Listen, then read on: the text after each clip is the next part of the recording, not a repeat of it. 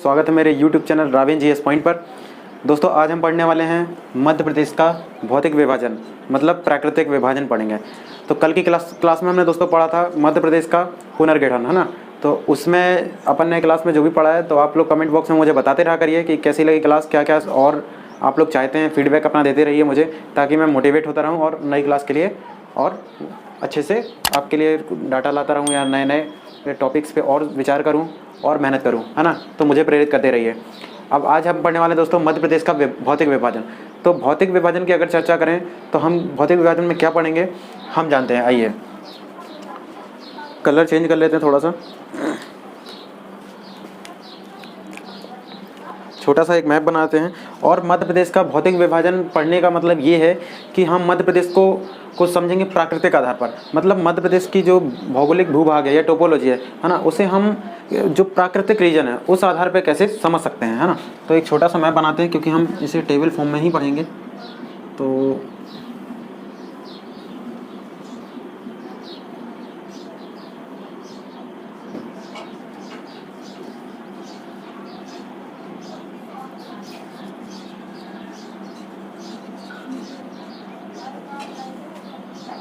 Map मेरा काफ़ी बड़ा बन जाता है, तो आप लोग को छोटा सीखने की कोशिश करनी है क्योंकि स्पेस मुझे काफ़ी मिल जाता है ना। तो ऐसा रहेगा। इधर पे थोड़ा सा हिस्सा और भी निकला हुआ है आगे को, बालाघाट वाला, इस प्रकार से, है ना।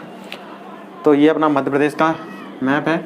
और प्राकृतिक रीजन की बात करें तो हम इसका विभाजन करेंगे और वो किस आधार पे करेंगे हम ये जानते हैं ना। तो जो अपना क्षेत्र रहेगा उसे हम डिवाइड कर लेते हैं कि सबसे पहले मध्य प्रदेश को विभाजन में अपन देखें तो एक टेबल फॉर्म में यहाँ से समझ लेते हैं, है ना, कि कितने आधार पे बांटा गया है ना। मध्य प्रदेश को कितने आधार पे बांटा गया है। तो मोटे मोटे अगर हिसाब देखा जाए, जो मुख्य आधार पे, कई बुक में आपको मिलेगा कि 7 आधार पे भी बांटा है, लेकिन मुख्य आधार पे देखेंगे अपन 3 आधार पे बांटा जाता है ना। कितने आधार पे? 3 आधार पे। 3 आधार पे। 3 आधार कौन कौन से होते हैं ये हम समझते हैं, है ना। सबसे पहले मध्य प्रदेश की मध्य उच्च भूमि। कौन सी दोस्तों? मध्य उच्च भूमि। मध्य उच्च भूमि, है ना। अब बात करेंगे मध्य उच्च भूमि के बाद दूसरा, ये वाली मध्य उच्च भूमि में काफ़ी पठार आते हैं, मतलब उसके अंदर का और भी पार्ट आते हैं, उसे हम विस्तार से समझेंगे। पहले अपन विभाजन कर लेते हैं। दूसरा आएगा अपना ये जो सतपुड़ा क्षेत्र वाला क्षेत्र है ना, ये वाला। तो ये वाला जो क्षेत्र रहेगा ये अपन पढ़ेंगे इसमें, सतपुड़ा क्षेत्र वाला, मतलब नर्मदा नदी का ये विस्तार है। इसके इस वाला क्षेत्र ये रहेगा सतपुड़ा वाला क्षेत्र, है ना। तो सतपुड़ा घाटी क्षेत्र या सतपुड़ा पर्वतीय क्षेत्र, सतपुड़ा पर्वतीय क्षेत्र। अब बात कर लेते हैं दोस्तों तीसरे पार्ट की। तीसरा पार्ट जो रहेगा हमारा ये बघेलखंड रीजन रहेगा, है ना। ये रहेगा बघेलखंड रीजन। तो बघेलखंड क्षेत्र या इसे ही विंध्य क्षेत्र बोलते हैं, है ना। विंध्य क्षेत्र बोलते हैं ना, क्योंकि यह विंध्य क्षेत्र का पूर्वी भाग है ना। इसे ये पूर्वी भाग है, जिसे बघेलखंड का पठार या ये पठारी क्षेत्र ही है, इसे तो देखना है, जैसे पठार भी लिख सकते हैं, है ना। क्योंकि देखा जाए तो जो भौगोलिक आधार पे जब बांटा जाता है तो किसी भी भूभाग को पर्वत, पठार या मैदान के आधार पे बांटा जाता है ना। तो मध्य प्रदेश में पठारी क्षेत्र ही जाता है ना, क्योंकि मध्य प्रदेश देखा जाए तो वैसे तो भौगोलिक आधार पे गोंडवाना लैंड का भाग है ना।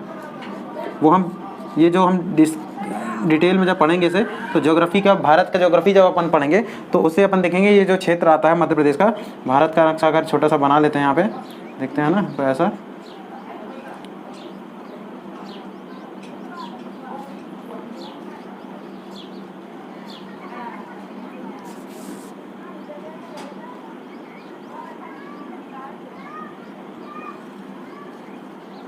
इस प्रकार छोटा सा एक मैप बना लेते हैं। तो ये वाला जो क्षेत्र रहेगा, है ना, थोड़ा सा इधर पे और छोटा लग रहा है तो इसे बढ़ा लेते हैं थोड़ा सा अपन।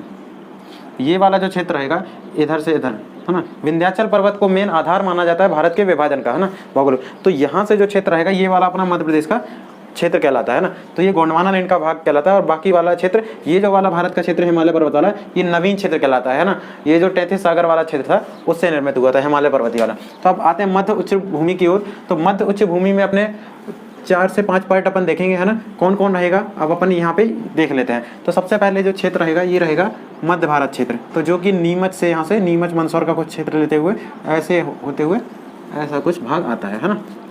तो ये मध्य उच्च भूमि, मध्य भारत का क्षेत्र कहलाता है ना। इसे लिखेंगे अपन मध्य भारत का क्षेत्र, मध्य भारत का क्षेत्र, मध्य भारत का क्षेत्र। अगला देखते हैं दोस्तों अपन। इसके बाद जो विस्तार आता है ना, तो यहाँ से जो क्षेत्र अपना पड़ता है, ये वाला क्षेत्र, ये आता है दोस्तों बुंदेलखंड का रीजन, बुंदेलखंड का रीजन, है ना। ये आता है दूसरा, अपन इसको नंबरिंग कर लेते हैं, है ना। ये नंबर 1 है, नंबर 2 है। नंबर 2 में अपन बात करें तो अपन ये ले लेते हैं बुंदेलखंड का क्षेत्र, है ना, बुंदेलखंड का क्षेत्र, बुंदेलखंड का पठार। मैं क्षेत्र बोल देता हूँ, बाद आप इसे पठार, मध्य भारत का पठार है, मध्य भारत का क्षेत्र, या इसे पठार भी आप बोल सकते हैं, है ना। अब बात करते हैं तीसरे रीजन की। तो ये मध्य उच्च भूमि के ही क्षेत्र आते हैं, जो मैं क्रम से बताता जा रहा हूँ ना। तो अब बात करते हैं यहाँ से जो पूरा क्षेत्र पड़ता है, ये वाला पूरा क्षेत्र, ये पड़ता है दोस्तों मालवा का पठार। ये नंबर 3 में कर देते हैं, इधर तो स्पेस भी है तो अपन लिख भी सकते हैं मालवा का पठार, है ना। कृषि की दृष्टि से संपन्न क्षेत्र माना जाता है, समृद्ध क्षेत्र है ना। तो ये क्यों है, इसका भी रीजन अपन जानेंगे, कृषि की दृष्टि से क्यों है मालवा का पठार। कुल 5 पठार आते हैं इसके अंतर्गत। अब बात करते हैं चौथे पठार की बात, है ना। तो चौथा पठार जो आता है, यहाँ से एक क्षेत्र डिवाइडेशन होता है, ये नर्मदा नदी निकलती है, और नर्मदा नदी की बात करें तो यहाँ से क्षेत्र आता है ना। इसका अपन बांट लेते हैं ऐसा, ये वाला। तो ये वाला क्षेत्र दोस्तों कहलाता है, ये बीच में नर्मदा नदी निकल रही है ना। ये रहेगा ऐसे, इधर से नर्मदा, ये नर्मदा नदी का उद्गम इधर मान लेते हैं ना। तो ये जो रहेगा क्षेत्र नर्मदा घाटी क्षेत्र कहलाता है, ये नर्मदा घाटी क्षेत्र माना जाता है दोस्तों कि ये मध्य प्रदेश का सबसे निचला क्षेत्र माना जाता है ना, नर्मदा घाटी क्षेत्र। हाँ, इसके क्षेत्रफल की विवरण आगे बात करेंगे, 4th नंबर का है ना। अब चौथे नंबर के बाद अपन देखेंगे 5वां नंबर का ये वाला क्षेत्र। 5वां नंबर का ये सही लिख लेते हैं अपन, रीवा पन्ना का पठार, ऐसे बोलते हैं दोस्तों, रीवा पन्ना का पठार, रीवा पन्ना का पठार, रीवा पन्ना का पठार, है ना। तो 5वां जो अपना रहेगा, चौथा अपना नर्मदा घाटी क्षेत्र, नर्मदा घाटी। 5वां जो अपना पठारी क्षेत्र रहेगा वो रहेगा रीवा पन्ना का पठार, रीवा पन्ना का पठार, है ना दोस्तों। अपन रिपीट बार बार करके अगर कोई चीज़ पढ़ते हैं तो वो चीज़ें अपन को हमेशा याद रहती हैं, है ना। तो आप लोग भी कोई चीज़ जब नोट्स बनाएं या लिखें तो उसे मन में बार बार उच्चारित करते रहें, ताकि चीज़ें अच्छी तरह अपन को याद होती रहें। होता कुछ नहीं कि अपन लिखते हैं बार बार, अगर रिपीट करते हैं वो चीज़ें अपने माइंड में बस जाती हैं, चीज़ें लिख रहे हैं तो एग्जाम में हो या कहीं भी हो अपन को याद आती है। और जब मैप के साथ पढ़ते हैं तो मैप में अपनी पिक्चर बन जाती है वहाँ पे, है ना। मैप में अपना जो वो है क्षेत्र बन जाता है ना दोस्तों। तो ये वाला क्षेत्र जो रहेगा ये सतपुड़ा पठारी क्षेत्र रहेगा, अपन इधर लिख लेते हैं सतपुड़ा, सतपुड़ा का पठार, है ना।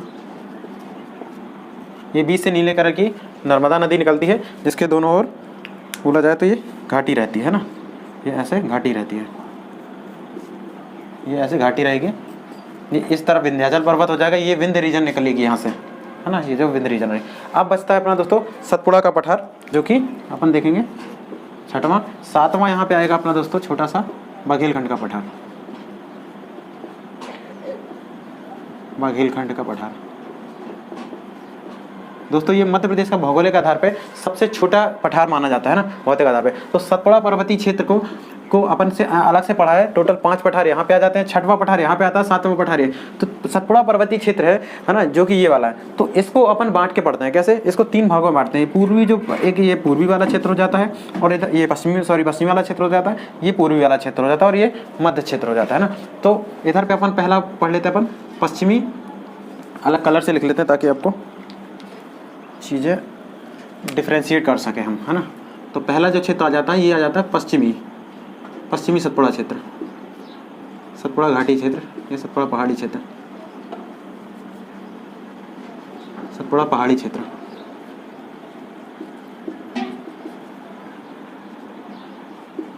दूसरा जाता है मध्य सतपुड़ा क्षेत्र, है ना, मध्य सतपुड़ा क्षेत्र। बात करें तीसरे की तो ये हो जाता है पूर्वी सतपुड़ा क्षेत्र, पूर्वी सतपुड़ा क्षेत्र, हाँ। और बघेलखंड का पठार एक ही आ जाता है विंध्य क्षेत्र में, जो कि बघेलखंड का पठार है ना।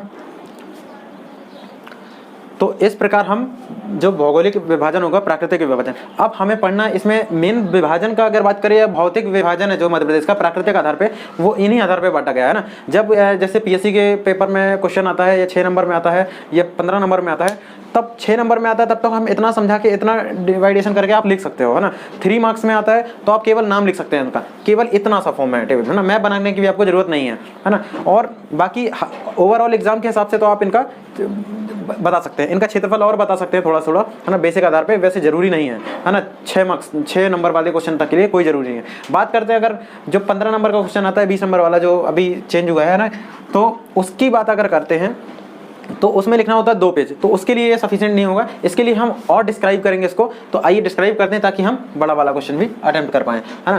तो हम ये आधार अपन को याद रखना है, अपन इसको मिटाते हैं। आप स्क्रीनशॉट ले सकते हैं और फिर इसको अपन डिस्क्राइब करके एक छोटा मैप के साथ पढ़ेंगे। आप स्क्रीनशॉट ले लीजिए और हम इसको विस्तार से पढ़ेंगे, है ना। तो आइए इसे मिटा लेते हैं ना, और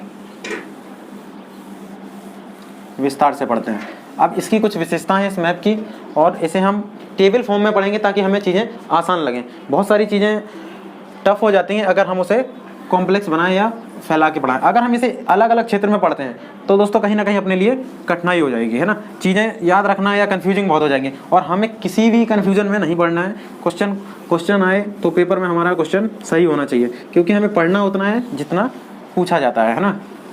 फिर आपको अगर विस्तार से पढ़ना है तो आप बुक 3-4 बुक के माध्यम से या कुछ भी आप और प्रेफर कर सकते हैं, या कमेंट बॉक्स में मुझे बता सकते हैं, तो मैं आपको सोर्स अवेलेबल करा सकता हूँ, है ना। तो 3 क्षेत्र में हमने बांटा था। अब एक छोटा सा मैप हम यहाँ पे बना लेंगे एक सांकेतिक रूप से, ताकि आपको समझाने के लिए मुझे आसानी रहे, है ना।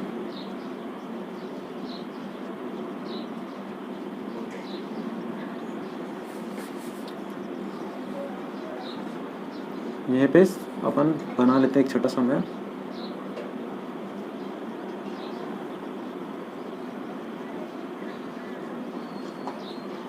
ठीक है, ऐसे कुछ ऐसा आता है, ऐसा निकला हुआ। तो ये छोटा सा मध्य प्रदेश रहेगा। हमने जिस आधार पे बांटा था उस आधार पे हम समझ लेंगे चीज़ों को, है ना। अब अपन को बनाना है एक टेबल बना के हम अगर चीज़ों को पढ़ेंगे तो हमारे लिए जो 15 नंबर वाला क्वेश्चन आता है ना पीएससी में, तो वो वाला भी हम सॉल्व कर पाएंगे। और उसे पूरा ये तो करना है, इसके आगे का मैं अपन कंटिन्यू करेंगे ना। तो टेबल एक फॉर्म बना लेते हैं।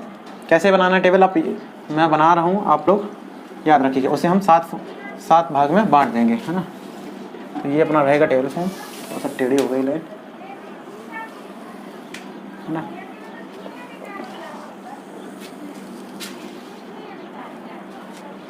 अपन पहला लिख लेते हैं नंबर, यहाँ पे क्षेत्र डालते जाते हैं। सबसे पहला जो मध्य भारत का क्षेत्र रहेगा दोस्तों, है ना, मध्य भारत का क्षेत्र।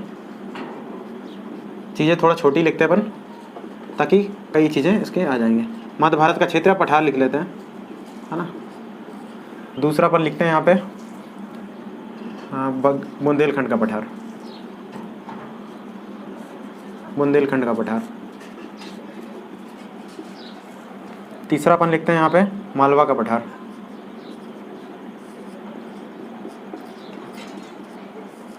दोस्तों क्लास को आप लोग शेयर करते जाया करिए, ताकि आपके फ्रेंड्स तक भी हमारा डाटा जो है वो पहुंचता जाए। नर्मदा घाटी क्षेत्र, है ना, चौथा रहेगा नर्मदा घाटी क्षेत्र। या अपन जब मेंस में क्वेश्चन को लिखेंगे तो चीज़ें अपन को बहुत सारी चीज़ें एक ही टॉपिक में याद होने वाली हैं। प्राकृतिक चीज़ें जो भी होती हैं, नदियों के आधार पे अपन वन देख लेंगे कौन कौन से होते हैं, है ना, वन देख लेंगे। और क्या बचा दोस्तों, यहाँ पे वन के बाद यहाँ पे अपनी कृषि हो जाएगी, है ना। कृषि कौन कौन सी होती है, खनिज देख लेंगे दोस्तों, है ना, खनिज देख लेंगे। लास्ट पॉइंट देखते हैं यहाँ पे अन्य तथ्य, है ना, अन्य तथ्य जिसमें जो भी आएगा ये अपन यहाँ पे डिस्कस कर लेंगे। है ना। तो अपन ने कितने आधार बना लिए, 1 2 3 4 5 6 7 8 9 10 11 12 तक हो गया ना। अब अपन एक का भी अगर 6 नंबर में क्वेश्चन पूछता है या 5 नंबर में क्वेश्चन पूछता है कि किसी भी एक पठार की भौगोलिक स्थिति या भौतिक विभाजन के बारे में या विशेषताओं के बारे में पूछ लेता है, तो आप एक का भी इतने पॉइंट लिख देंगे ना तो आपका क्वेश्चन सॉल्व हो जाएगा, आपको अलग अलग विस्तार करने की जरूरत नहीं है। और 15 नंबर वाले में अगर आप टेबल बना देते हैं तो टेबल फॉर्म में भी आपका क्वेश्चन सही हो जाएगा। 6 नंबर में अगर आपको लगता है कि पूरा लिखना है तो भी आप टेबल फॉर्म में सरल शब्दों में समझा सकते हैं, है ना।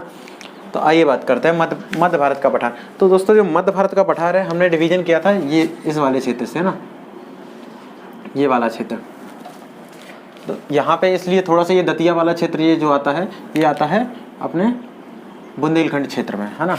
तो ये यहाँ पे नीमच, मंदसौर, शिवपुरी, यहाँ गुना थोड़ा सा, और ये भिंड, मुरैना, श्योपुर, ग्वालियर वाला जो क्षेत्र आता है ये आता है मध्य भारत के क्षेत्र में। इसका जो दोस्तों क्षेत्रफल अपन देखें तो इसका जो क्षेत्रफल है 10.68 समथिंग है ना, 10.68% है। तो मध्य प्रदेश का जो भारत के अनुपात में जो क्षेत्रफल है कुल अनुपात में वो है दोस्तों 9.38%, है ना।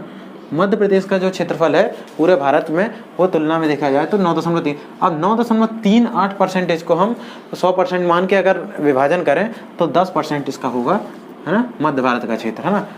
तो मध्य भारत का क्षेत्रफल अपन लिख लेते हैं, यहाँ पे कलर चेंज कर लेते हैं ताकि आपको आसानी हो, 10.68। इसी प्रकार ये परसेंटेज में है, ये सब प्रतिशत में है, आप लोग याद रखिएगा, है ना। अब बात करते हैं बुंदेलखंड के पठार की। तो बुंदेलखंड का जो पठार है दोस्तों इसका क्षेत्रफल रहेगा 7.6%, है ना, 7.6%। तो वो है 10.38%, है ना। अब बात करते हैं यहाँ पे नर्मदा घाटी क्षेत्र की, है ना दोस्तों, नर्मदा घाटी क्षेत्र की। तो नर्मदा घाटी क्षेत्र दूसरा सबसे बड़ा क्षेत्र माना जाता है दोस्तों पठारी क्षेत्र, 26%। बात करें सतपुड़ा की तो सतपुड़ा 11% में आता है ना, 11% भूभाग में आता है। बात करें बघेलखंड की तो ये दोस्तों 7% भूभाग पे आता है ना। तो इस प्रकार अपन ने क्षेत्रफल के आधार पर अपन बांट लेते हैं, है ना। तो क्षेत्रफल के आधार पर अपन लिख लेते हैं अपन, मालवा का पठार जो रहेगा 28%, है ना। नर्मदा घाटी क्षेत्र रहेगा अपना 26%, ये दूसरा सबसे बड़ा भूभाग है। रीवा पन्ना पठार की बात करें तो 10.38 समथिंग, है ना, 38% है। बात करते हैं सतपुड़ा पर्वतीय क्षेत्र की जो कि है 11% भूभाग का। बघेलखंड का पठार सबसे छोटा पठार है दोस्तों जो कि है 7%, है ना, 7%। और ये भी लगभग 7% है। बुंदेलखंड और बघेलखंड जो कि है आसपास के क्षेत्र में 7.6 और 7%, है ना। तो इस प्रकार अपन क्षेत्रफल प्रतिशत में इनका विभाजन कर सकते हैं। अब बात करते हैं दोस्तों मध्य भारत के पठार की, जो कि दूसरा पॉइंट अपना रहेगा सेल कौन। तो कौन कौन से सेल जो है किस क्रम की चट्टानें पाई जाती हैं इन क्षेत्रों में, है ना। तो मध्य भारत का क्षेत्र जो है ग्वालियर वाला रीजन है, ग्वालियर चंबल संभाग आता है इसके अंतर्गत, है ना। तो यहाँ से दोस्तों जो सीरीज गई है अपन देखें तो ये विंध्यन संरचना निकलती है यहाँ से, है ना, पूरा यहाँ से पूरा विंध्यन रीजन वाली संरचना निकलती है, विंध्यन सेल क्रम निकलती है यहाँ से, ये वाली क्षेत्र, ये जो है विंध्यन संरचना है ना। कुछ इधर भी बढ़ जाती है और कुछ इधर भी, है ना, ये निकल जाती है। तो दोस्तों यहाँ पे अपन लिखेंगे विंध्यन क्रम की सेल, है ना, विंध्यन सेल पाई जाती है। अब ये क्या होती है विंध्यन सेल क्या होती है, तो हम इसके बाद दोस्तों अगला टॉपिक पढ़ेंगे भूगर्भिक संरचनाओं के बारे में। तो भूगर्भिक संरचनाओं में हम इन चट्टानों के बारे में कौन कौन सी चट्टानें किस क्रम में आई, जब से पृथ्वी का निर्माण हुआ तो उसके बाद के क्रम में चट्टानों का उत्पत्ति हुई, चट्टानों का निर्माण हुआ। तो सबसे पहले जैसे जानते हैं सबसे पुरानी चट्टान जो होती है आर्कियन चट्टान होती है, फिर उसके बाद धारवाड़ होती है, कुड़प्पा होती है, फिर विंध्यन संरचना आती है, फिर गोंडवाना सेल होती है। तो इन सेलों को हम विस्तार से पढ़ेंगे, है ना। तो अभी हमें केवल इतना याद रखना है ये विंध्यन सेल समूह की का क्षेत्र मतलब जो चट्टानें हैं ये उसके अंतर्गत आता है ना। अब बात करते हैं दोस्तों बुंदेलखंड के पठार की। तो बुंदेलखंड का जो पठार है ये भी कहीं ना कहीं देख रहे हैं आप उसी लाइन में है, तो अपन इसे भी हम विंध्यन संरचना के अंतर्गत देखेंगे, है ना, विंध्यन संरचना के अंतर्गत देखेंगे। बुंदेलखंड का पठार विंध्यन सेल समूह पाया जाता है। इसमें थोड़ा सा कुछ क्षेत्र जाने अगर तो देखें ग्रेनाइट व नीस की भी संरचना यहाँ पाई जाती है, ग्रेनाइट व नीस की संरचना भी देखी जाती है ना। अब मालवा का पठार की बात करते हैं तीसरा। तो मालवा का पठार दोस्तों इस रीजन में आता है जो कि महाराष्ट्र से लगा हुआ है, और महाराष्ट्र का से लगा हुआ क्षेत्र जो कि है मालवा का पठार। मालवा का पठार की जो सेल समूह संरचना पाई जाती है वो ज्वालामुखी के क्रम में निर्मित हुई थी, है ना। तो बेसाल्ट चट्टानें यहाँ पे पाई जाती हैं, मतलब ज्वालामुखी का जो लावा निकलता है बाहर तो लावा जम जाता है, वो चट्टानें कहलाती हैं बेसाल्ट क्रम की चट्टानें, है ना, बेसाल्ट क्रम की चट्टानें। तो मालवा की क्रम की चट्टानें होंगी बेसाल्ट, जिनसे काली मिट्टी का निर्माण होता है, बेसाल्ट चट्टान, है ना। यहाँ बेसाल्ट चट्टानों का क्रम पाया जाता है, जो कि खनिजों के उत्पादन में महत्वपूर्ण नहीं होता है, कृषि की दृष्टि से लेकिन ये जरूर महत्वपूर्ण होता है, क्योंकि ये काली मिट्टी का निर्माण करता है और काली मिट्टी कृषि के लिए बहुत उपजाऊ मिट्टी मानी जाती है ना, जो मिट्टी में जल की मात्रा को अवशोषण करके रखती है। हाँ, अब बात करते हैं दोस्तों नर्मदा घाटी क्षेत्र की। नर्मदा घाटी क्षेत्र जो कि माना जाता है ये सबसे निचला क्षेत्र है मध्य प्रदेश का, है ना, सबसे निचला क्षेत्र है ना। तो ये सबसे निचला क्षेत्र है। यहाँ पे दोस्तों बात करें तो ये इसी मालवा के अंतर्गत ही आता है। पश्चिमी या वाला जो क्षेत्र है इसे दो आधार पे बांट सकते हैं, जो कि दक्कन प्लेट्यू की संरचना से आता है पश्चिमी क्षेत्र, और बात करें अगर पूर्वी क्षेत्र की तो ये विंध्य संरचना के अंतर्गत ही आता है ना। तो इसका जो पश्चिमी भाग होगा, अगर बात करें पश्चिमी भाग की, तो ये जो रहेगा पश्चिमी भाग, इसका रहेगा बेसाल्ट चट्टानों से ही, है ना, दक्कन संरचना, दक्कन ट्रैप, है ना, इसको भी अपन दक्कन ट्रैप ही बोलते हैं, है ना, जो लावा से निर्मित होता है दक्कन ट्रैप। और जो पूर्वी भाग रहेगा दोस्तों, है ना, ये रहेगा विंध्य संरचना से, विंध्य संरचना। तो अच्छा थोड़ा छोटे लिख रहा हूँ, तो आप लोग वीडियो की क्वालिटी बढ़ा के आप लोग लिख सकते हैं, है ना। अब बात करें रीवा पन्ना के पठार की दोस्तों, तो रीवा पन्ना का पठार दोस्तों जो वो आता है, ये आएगा अपना दोस्तों रीवा पन्ना वाला पठार, ये वाला क्षेत्र जो रहेगा 10.8%, है ना। तो ये अपन देखेंगे रीवा पन्ना के पठार की बात करें तो कोड़प्पा और धारवाड़ संरचना देखी जाती है। यहाँ पे इधर पे कुछ खनिजों की मात्रा भी पाई जाती है, कोड़प्पा व धारवाड़, हाँ, चूना पत्थर वगैरह, और यहाँ पे देखें तो कुछ मात्रा में लोहे वगैरह की मिलना स्टार्ट हो जाता है यहाँ पे, ना, यहाँ पे खनिजों की मात्रा संपन्न हो जाती है। अब बात करते हैं सतपुड़ा पर्वतीय क्षेत्र की, तो इधर का पश्चिमी क्षेत्र कोई खनिज से महत्वपूर्ण नहीं है। विंध्य संरचना अगर देखा जाए तो विंध्य संरचना खनिजों के में चूना पत्थर या सीमेंट वगैरह का जो उत्पादन देखा होगा आपने विंध्य क्षेत्र में होता है। इसका मतलब जहाँ सीमेंट उत्पादन होता है, इसका मतलब वहाँ पे चूना पत्थर वगैरह या मिट्टी वगैरह पाई जाती है ना, चूना पत्थर वगैरह। तो यहाँ पे अपन लिख लेते हैं सतपुड़ा पर्वत, क्योंकि 3 आधार पे हमने बांटा था। तो इधर पे पश्चिमी जो क्षेत्र रहेगा, यहाँ पे ये महत्व नहीं है इसका, है ना, यहाँ पे कोई चट्टानों का वो महत्व नहीं, मतलब यही चट्टानें पाई जाएंगी जो नर्मदा घाटी क्षेत्र का पश्चिमी में दक्कन ट्रैप वाली, है ना। तो दक्कन ट्रैप लिख लेंगे अपन यहाँ पे, दक्कन ट्रैप की संरचना, है ना, क्योंकि खनिजों के लिए महत्वपूर्ण नहीं होती है। अब बात करें पूर्वी क्षेत्र की, तो यहाँ पे विंध्य संरचना ही दोस्तों देखने मिलती है ना, विंध्य शैल ही देखने को मिलता है। अब बात करते हैं बघेलखंड की दोस्तों, तो बघेलखंड में भी जो है ये आद्य महाकल्प समूह की मानी जाती है, आद्य महाकल्प, है ना, ये आपको याद रखना है। ये हम विस्तार से दोस्तों भूगर्भिक जब संरचना पढ़ेंगे तो उसमें हम इन चीज़ों को पॉइंट से अच्छे से ये जुरासिक युग का भी माना जाता है दोस्तों। जो जुरासिक पीरियड होता है ये संबंधित रखता है, जुरासिक पीरियड डायनासोर के संबंधित है, डायनासोर के जहाँ पे जीवाश्म मिले थे अपन को, तो जुरासिक युग भी माना जाता है ना। तो जुरासिक युग में देखा जाए। अब बात करते हैं दोस्तों जिले की, तो जिले की बात करें मध्य क्षेत्र में, तो यहाँ पे अपन दोस्तों देखेंगे सबसे पहले तो जो चंबल संभाग के 3 जिले होंगे, है ना, श्योपुर, भिंड, मुरैना वगैरह देखेंगे आप, श्योपुर, भिंड, मुरैना, है ना, भिंड, मुरैना, और नीमच वाला क्षेत्र आ जाएगा, कुछ अशोकनगर शिवपुरी वाला ये क्षेत्र आ जाएगा, ग्वालियर आ जाएगा, है ना। तो ये क्षेत्र आपको जिले लिख लेना है ना।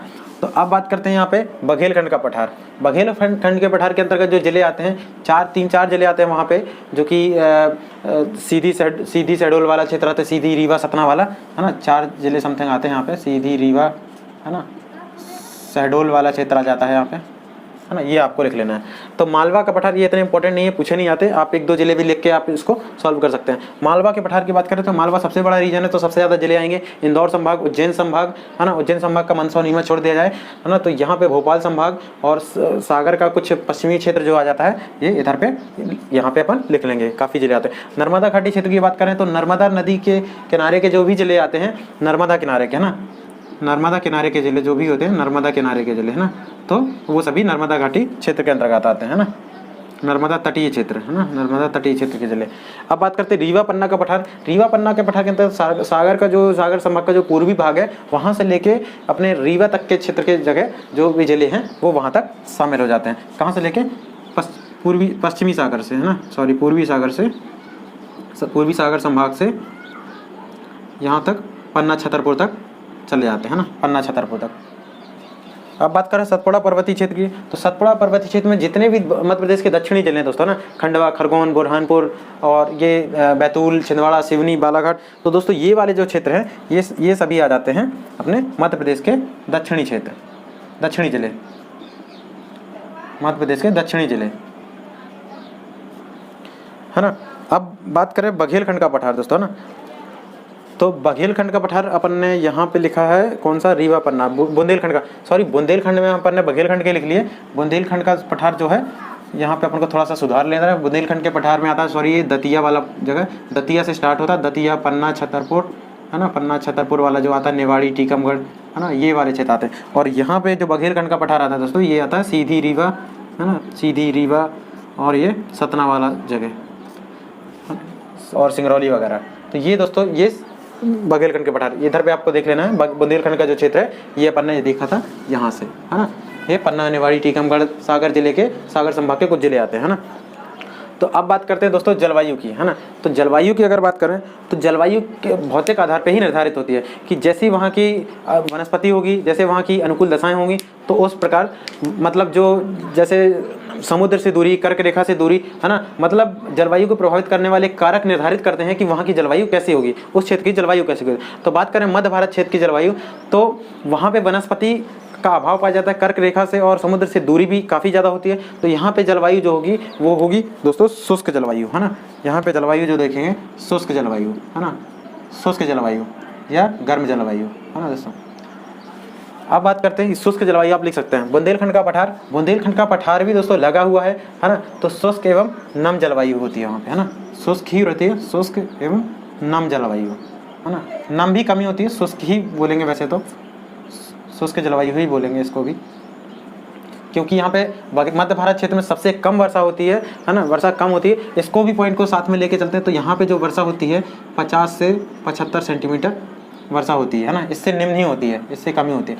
और बात करें बुंदेलखंड के पठार की, तो यहाँ वर्षा की मात्रा जो होती है 75 से 100 के आसपास देखी जाती है ना। बुंदेलखंड के पठार में अगर 75 प्लस ही रहती है, 75 से 100 के अंदर ही रहती है ना। तो अब बात करते हैं मालवा के पठार की, तो मालवा के पठार की जलवायु देखा जाए कि मालवा जो वर्षा का जो क्रम होता है ना, अपने मध्य प्रदेश का जो वर्षा का क्रम है वो इस प्रकार बांटा गया है दोस्तों, इस प्रकार, मतलब पूर्व से पश्चिम की ओर, मतलब पूर्व से हम जब पश्चिम की ओर जाते हैं तो वर्षा का क्रम में वर्षा की मात्रा में कमी नजर आती है ना, तो वर्षा की मात्रा में कमी नजर आएगी। तो मालवा का पठार पश्चिम है दोस्तों, तो मालवा के पठार में भी वर्षा की मात्रा कम होती है। यहाँ पे नम जलवायु बोल सकते हैं, नम जलवायु, है ना, नम जलवायु और शुष्क एवं नम जलवायु, है ना। तो यहाँ पे जो वर्षा की मात्रा रहती है दोस्तों ये भी 75 प्लस ही रहती है ना, 75 सेंटीमीटर में है दोस्तों, सेंटीमीटर में, है ना दोस्तों, ये सेंटीमीटर में, है ना। अब बात करते हैं दोस्तों नर्मदा घाटी क्षेत्र की, है ना। नर्मदा घाटी क्षेत्र में दोस्तों जो रहेगी जलवायु रहेगी, यहाँ पे शुष्क जलवायु, नम जलवायु या किस आधार पे बांटते हैं ना, मतलब गर्मी कितनी पड़ती है, ठंडी कितनी पड़ती है। अगर देखें यहाँ पे गर्मियों में गर्मी अधिक पड़ती है, बोले तो इसको अपन लिख सकते हैं क्या, विषम जलवायु भी, है ना। अगर बोले तो विषम जलवायु भी बोल सकते हैं। विषम जलवायु से अर्थ पर मतलब गर्मी में अधिक गर्मी और सर्दियों में अधिक गर्मी, सर्दियों में अधिक सर्दी। सेम इधर पे भी है विषम जलवायु, इसको भी बोल सकते हो आप, है ना, विषम जलवायु इसको भी बोल सकते हो। तो विषम बुंदेलखंड का जो पठार है वो भी विषम जलवायु के अंतर्गत है। गर्मियों में गर्मी अधिक होती है, ठंडियों में ठंडी अधिक होती है। मालवा के पठार की बात करें शुष्क एवं नम, इधर पे एक शब्द लिखना ज़्यादा अच्छा होगा कि सम जलवायु बोल सकते हो आप, है ना। सम जलवायु या समशीतोष्ण जलवायु के अंतर्गत आता है ना। जलवायु टॉपिक जब अपन ज्योग्राफी में पढ़ेंगे तो उसे विस्तार से समझेंगे, है ना। सम जलवायु के अंतर्गत ऐसा हो रहता है कि जो गर्मियों ना ज़्यादा गर्मी होती है, गर्मियों में ना ज़्यादा गर्मी होती है और सर्दियों में ना ज़्यादा सर्दी होती है। तो ये क्षेत्र आता है दोस्तों मालवा का पठार सम जलवायु के अंतर्गत, है ना। नर्मदा घाटी क्षेत्र की बात करें तो यहाँ पे दोस्तों जो अपोजिट माहौल होता है, मतलब कैसा जलवायु रहती है यहाँ पे। ग्रीष्म ऋतु में तो बहुत अधिक गर्मी पड़ती है, जो ग्रीष्म ऋतु होता है अधिक गर्मी पड़ती है ना, ग्रीष्म में अधिक गर्मी, है ना, अधिकतम। और जो शीत ऋतु होती है यहाँ पे वो साधारण होती है ना, साधारण ठंड होती है, साधारण ठंड होती है। अब बात करते हैं दोस्तों रीवा पन्ना का पठार। रीवा पन्ना के पठार की बात करें तो यहाँ पे कुछ ऐसी स्थिति इसका अपोजिट देखने मिलता है, मतलब नर्मदा घाटी क्षेत्र की जो स्थिति है यहाँ से अपोजिट, मतलब ग्रीष्म ऋतु में आपको साधारण ग्रीष्म ऋतु में आपको साधारण गर्मी देखने को मिलेगी, है ना। और शीत ऋतु बल्कि तेज होती है, यहाँ पे अधिक होती है ना। शीत ऋतु अधिक होती है। सेम स्थिति सतपुड़ा पर्वतीय क्षेत्र में और बघेलखंड क्षेत्र में आपको देखने मिलेगी, है ना। यहाँ पे भी आपको ग्रीष्म ऋतु में अधिक गर्मी, ग्रीष्म में अधिक गर्मी, गर्मी अपन सिंबल बना लेते हैं, गर्मी अधिक। और शीत ऋतु की बात करें अपन तो शीत में साधारण शीत, गर्मी साधारण होती है दोस्तों, इक्वल, और शीत ऋतु में शीत अधिक पड़ती है ना, शीत अधिक पड़ती है। सेम यहाँ पे देखेंगे अपन, ग्रीष्म ऋतु में गर्मी साधारण रहती है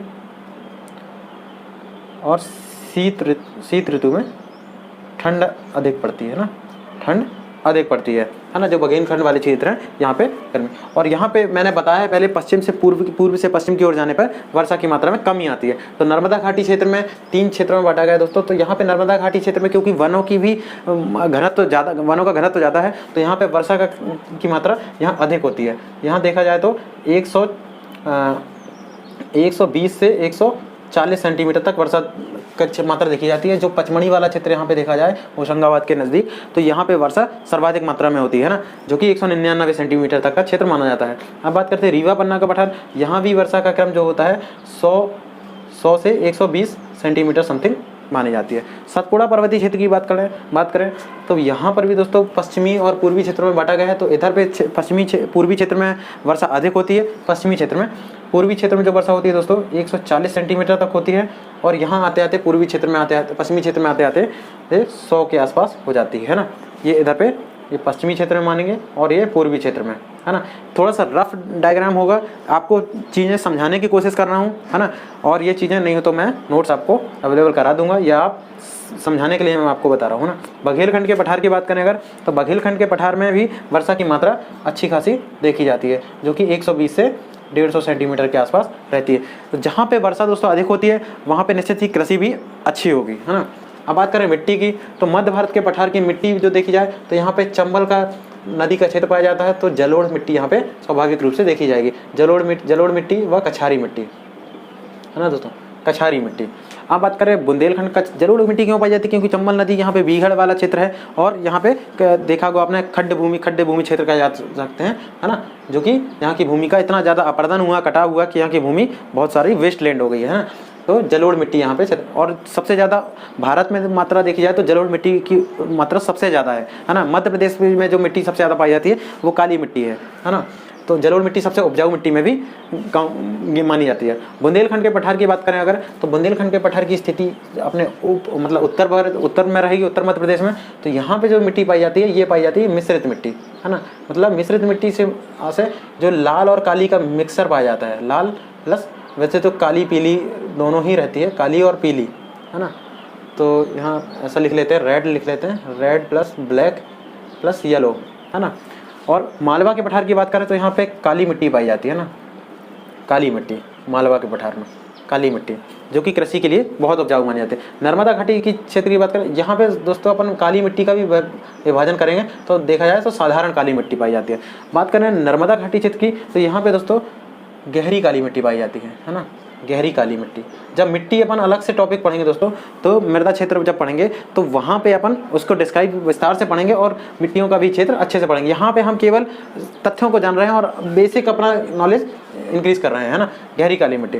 रीवा पन्ना के पठार की बात करेंगे दोस्तों, यहाँ पे रीवा पन्ना का पठार ये वाला क्षेत्र जो रहेगा, यहाँ पे भी दोस्तों मिश्रित मिट्टी पाई जाती है, मतलब लाल पीली मिट्टी, लगभग लाल पीली मिट्टी और लाल पीली काली, थोड़ा सा मिश्रित मिट्टी बोल सकते हैं इसे, है ना, मिश्रित मिट्टी।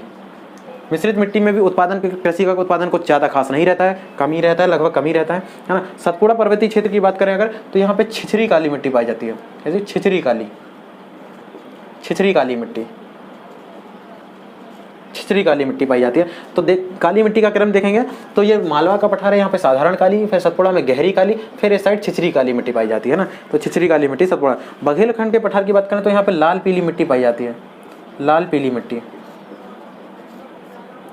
दोस्तों एक जगह अपने यहाँ बैतूल क्षेत्र में पाई जाती है लैटेराइट मिट्टी, है ना, लैटेराइट मिट्टी, जिसका जो उर्वरक क्षमता होती है वो सबसे कम होती है। तो ये भी अपन देखेंगे इस वाले क्षेत्र में, सतपुड़ा पर्वतीय क्षेत्र में छिछरी काली, और साथ में नर्मदा घाटी वाले क्षेत्र में, है ना। तो थोड़ा सा यहाँ पे भी लैटेराइट मिट्टी देखी जाती है ना, बैतूल वाले क्षेत्र में लैटेराइट मिट्टी, है ना। थोड़ा सा रीवा पन्ना के पठार में भी ये वाली मिट्टी पाई जाती है, लेटेराइट मिट्टी, है ना। तो ये यहाँ पे पूछा जाए तो लेटेराइट मिट्टी का कभी कभी स्थान पूछ लेता है, तो आपको बैतूल याद रखना, क्योंकि लेटेराइट मिट्टी में चाय व कॉफ़ी की भी खेती अच्छी मात्रा में की जाती है, जो कि बैतूल ही कॉफ़ी उत्पादक मात्र एक जिला है जो बात करते हैं। अब बात करें नदियों की, तो नदियाँ दोस्तों, नदियाँ हम अलग से टॉपिक ही पढ़ने वाले हैं, 1-2 टॉपिक के बाद अपना वही नंबर आने वाला है तीसरी क्लास में। आज तीसरी क्लास है, तो चौथी या पाँचवीं क्लास में लगभग आपको नदियाँ ही पढ़ने मिलेंगी। तो नदियों की बात करें मध्य भारत के पठार में, तो दोस्तों यहाँ से चंबल, छिप्रा, काली सिंध, है ना, और ये सारी नदियाँ यहाँ से निकलती हुई आपको नजर आएंगे।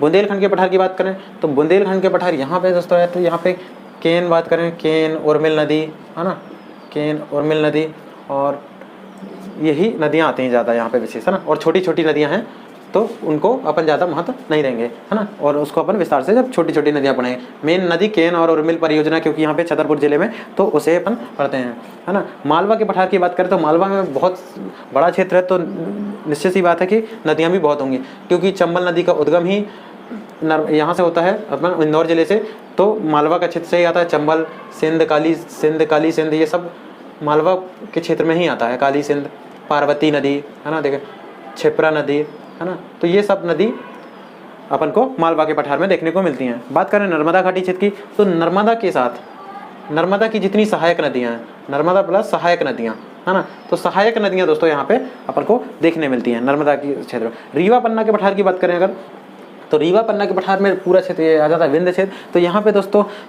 टोंस नदी, केन नदी, बेतवा नदी, है ना, यहाँ बुंदेलखंड के पठार में यहाँ पे अपन को बेतवा भी यूज़ करना है ना, बेतवा नदी।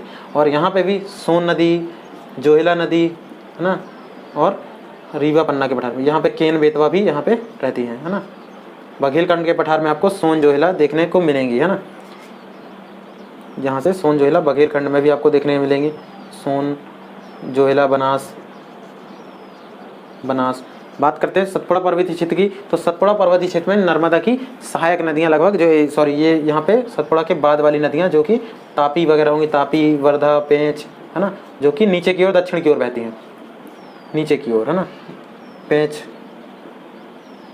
वर्धा नदी, ये सब नीचे की ओर बहने वाली नदियाँ, दक्षिण की ओर। तो ये बामनथड़ी नदी, नहर वगैरह है, तो ये नदियाँ अपन देखेंगे। अब बात करते हैं वन की दोस्तों ना, तो वनस्पति हमें वैसे एक अलग से टॉपिक पढ़ेंगे, क्योंकि वन बहुत इंपॉर्टेंट हो जाते हैं। तो हमें यहाँ पे इंपॉर्टेंट जरूरी नहीं है, हम बेसिक थोड़ा सा जानकारी ले लेते हैं यहाँ पे, कि जहाँ पे वर्षा कम होगी निश्चित सी मात्रा है, वहाँ पे जो शुष्क स्थल होगा वहाँ पे वन कम पाए जाएंगे। इधर इसका मतलब यहाँ पे शुष्क क्षेत्र में जो भी वन पाए जाते हैं, जैसे बबूल, पलास, है ना, यहाँ पे शुष्क क्षेत्र में बबूल, पलास और खैर वगैरह, कत्था वगैरह के पौधे पाए जाते हैं। अब बात करें वर्षा की मात्रा, बुंदेलखंड में भी वर्षा की मात्रा कम है, लेकिन बुंदेलखंड में कुछ साल, सागौन वगैरह देखे जा सकते हैं। साल, सागौन थोड़े, है ना, कम मात्रा में भी, है ना, और भी तेंदुपत्ता, खैर वगैरह की, ये सब, है ना। ऐसा नहीं है कि कोई भी वनस्पति बिल्कुल नहीं पाई जाती है, कोई ज़्यादा पाई जाती है, लेकिन मात्रा में अंतर होता है ना। अब बात करते हैं मालवा के पठार की। मालवा के पठार की बात करें तो यहाँ भी वर्षा की मात्राओं की जो संख्या है बहुत कम है, छोटे छोटे मात्रा में थोड़े मोड़े आप जो मिक्स वन है वो आप लिख सकते हैं ना।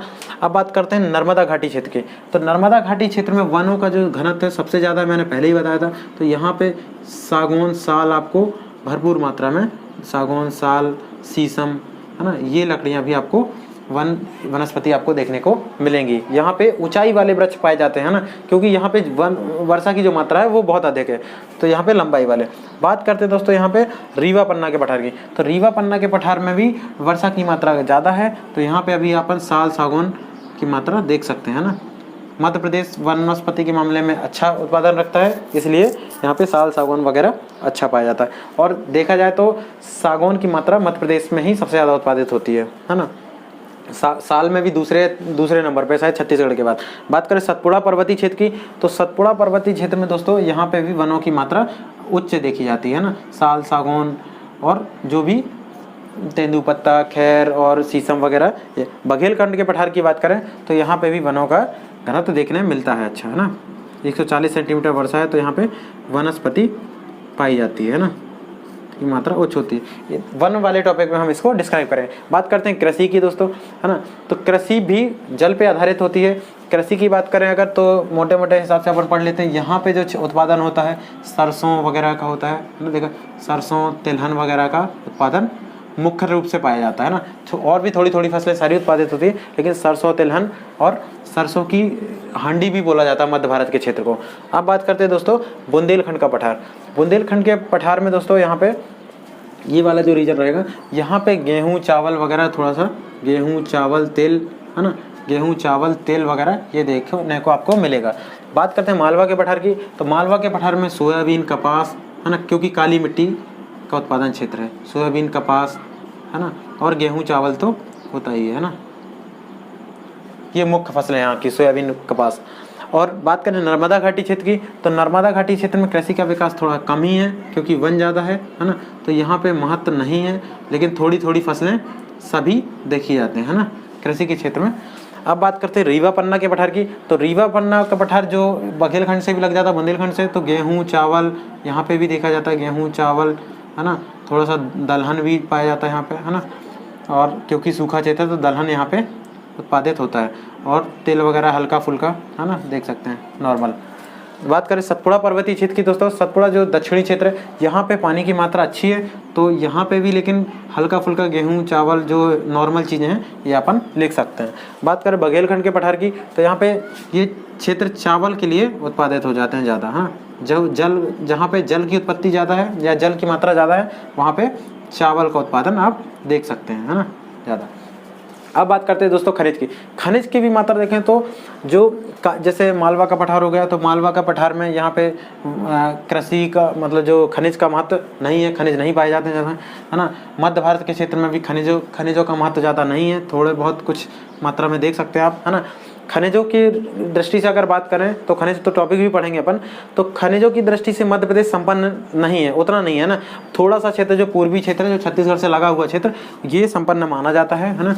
और थोड़ा सा यहाँ पे बात करें अगर झाबुआ वाला क्षेत्र जो देखें, है ना, तो ये वाला एस्बेस्टस वगैरह के लिए जाना जाता है। बाकी क्षेत्र में बाकी खनिज की दृष्टि से मध्य प्रदेश इंपॉर्टेंट नहीं है। तो यहाँ पे अपन देखेंगे बघेलखंड का पठार और ये सतपुड़ा पर्वतीय क्षेत्र का पूर्वी भाग, यहाँ पे देखेंगे, है ना, सतपुड़ा का पूर्वी भाग, है ना। तो यहाँ पे बालाघाट वगैरह में, बालाघाट, छिंदवाड़ा वगैरह में यहाँ पे, और देखते हैं कौन सा कॉपर वगैरह, तांबा और मैंगनीज की बात करें तो यहाँ पे उत्पादित होता है। और बात करें बघेलखंड और रीवा पन्ना के पठार की, तो यहाँ पे चूना पत्थर सीमेंट के उत्पादन के लिए जाना जाता है, चूना पत्थर, है ना, चूना पत्थर।